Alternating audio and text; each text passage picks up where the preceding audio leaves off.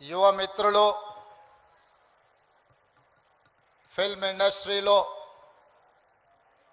ఒక నూతన శకాన్ని ప్రారంభించిన రామ్ చరణ్ గారు,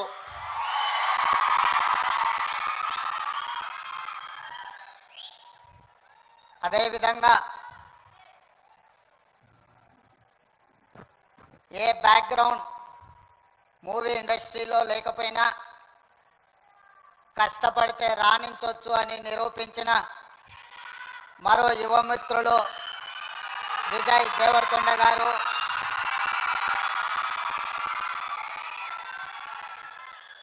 సహచర మంత్రివర్గ సభ్యులు అడ్లూరి లక్ష్మణ్ గారు, చేవెళ్ల పార్లమెంట్ సభ్యులు కొండ విశ్వేశ్వరరెడ్డి గారు,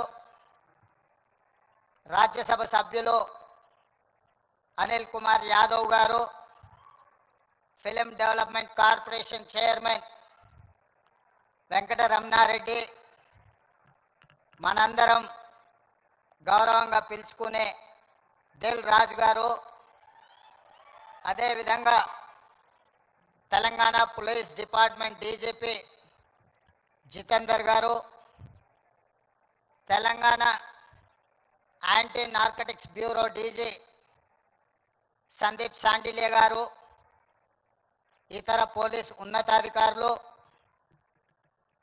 డ్రగ్స్ మహమ్మారిని నియంత్రించాలి అని, స్పోర్ట్స్ని ఆదర్శంగా తీసుకోవాలని మీ అందరినీ ప్రభావితం చేయాలని విచ్చేసిన పుల్లెల గోపీచంద్ గారు, అదేవిధంగా ఈ కార్యక్రమంలో పాల్గొన్న కవులు, కళాకారులు, వందలాది మా యువమిత్రులందరికీ కూడా మనస్ఫూర్తిగా తెలంగాణ రాష్ట్ర ముఖ్యమంత్రిగా స్వాగతం పలుకుతున్నా. మిత్రులారా, ఈ ప్రాంతానికి, ఈ ప్రజలకు ఒక గొప్ప చరిత్ర ఉన్నది.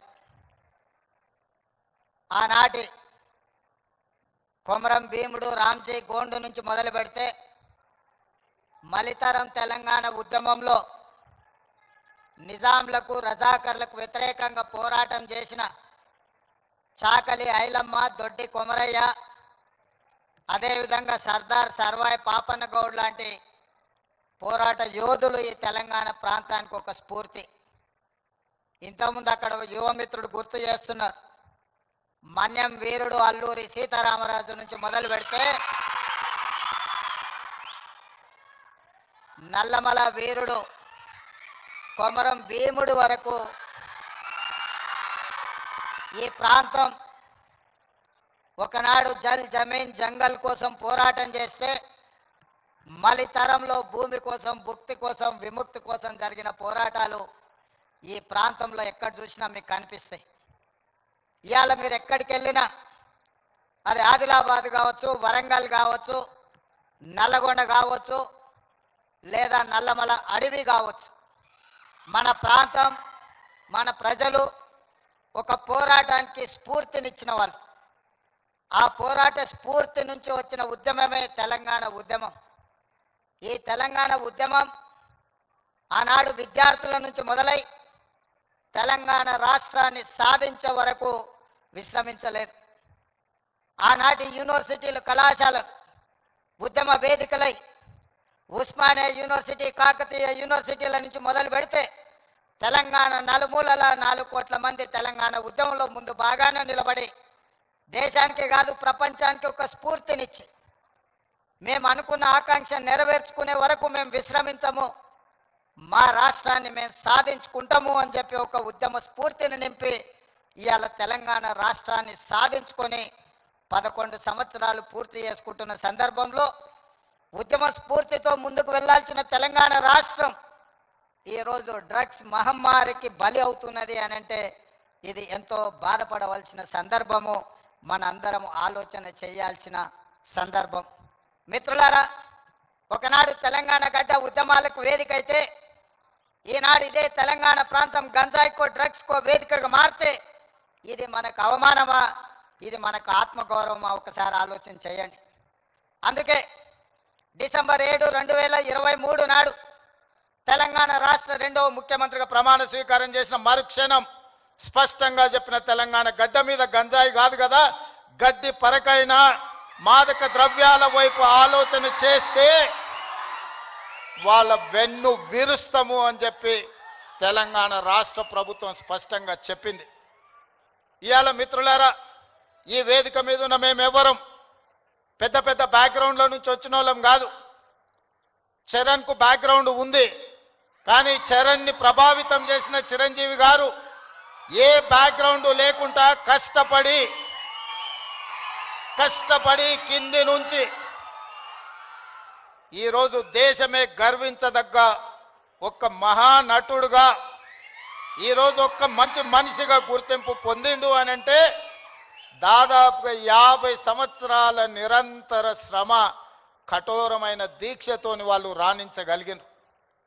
వాళ్ళు కఠోరమైన కష్టాలను ఎదుర్కొని, కష్టాలు వచ్చినా, ఇబ్బందులు ఎదురైనా, అవమానాలకు లోనైనా ఏ రోజు కూడా బాధతో కుంగిపోలేదు. భయంతో మాదక ద్రవ్యాల వైపు లేకపోతే వ్యసనాల వైపు బానిసలు కాలేదు.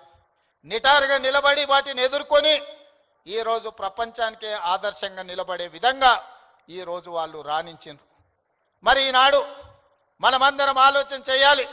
ఉద్యమ స్ఫూర్తి అయిన తెలంగాణ రాష్ట్రం, ఉద్యమాలతోనే సాధించుకున్న తెలంగాణ రాష్ట్రంలో ఈరోజు పాఠశాలల నుంచి కళాశాలల వరకు, కళాశాలల నుంచి యూనివర్సిటీల వరకు విద్యార్థులు గంజాయి ప్రభావితానికో లేకపోతే డ్రగ్స్ మహమ్మారికి బలైపోతున్నారు అని అంటే మనందరం చూసుకుంటూ కూర్చుందామా?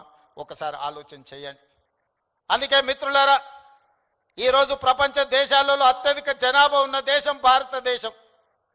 కానీ ఈరోజు మీరు ఆలోచన చేయండి, మొన్న జరిగిన ఒలింపిక్స్ క్రీడల్లో పుల్లెల గోపీచంద్ గారు తయారు చేసిన వాళ్ళు కాస్త కూస్తో మెడల్స్ సాధించి, సానియా మిర్జా కావచ్చు, లేకపోతే పివి సింధు కావచ్చు, లేదా నిఖత్ జరీన్ కావచ్చు, లేకపోతే సిరాజుద్దీన్ కావచ్చు, వీళ్ళు క్రీడలలో రాణించి ఈ దేశ ప్రతిష్టను కాపాడింది. ఒకవైపు 140 కోట్ల జనాభా ఉన్న భారతదేశం ఒలింపిక్స్ లో ఒక గోల్డ్ మెడల్ సాధించలేదు అని అంటే ఇది ప్రపంచంలో మనకు అవమానం కాదా? ఒక్కసారి ఆలోచన చేయండి. ఈరోజు ఈ దేశంలో ఉన్న జనాభాలో 15 సంవత్సరాలు పైబడి 40 సంవత్సరాల లోపల ఉన్న యువత 68%. 140 కోట్ల జనాభాలో 68% యువత ఉన్న దేశం ప్రపంచంలో ఏకైక దేశం భారతదేశం.